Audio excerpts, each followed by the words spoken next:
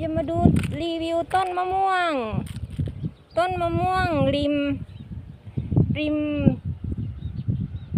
ริมนาข้าวค่ะดูสิคะเพื่อนๆเป็นลูกด้วยต้นเล็กนิดเดียวเองนะคะเนี่ยต้นเล็กนิดเดียวแต่ลูกดกค่ะ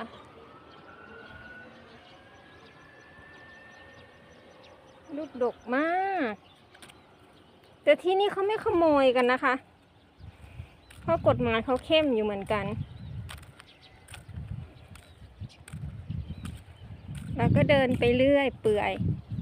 เพื่อชมวิวทิวทัศน์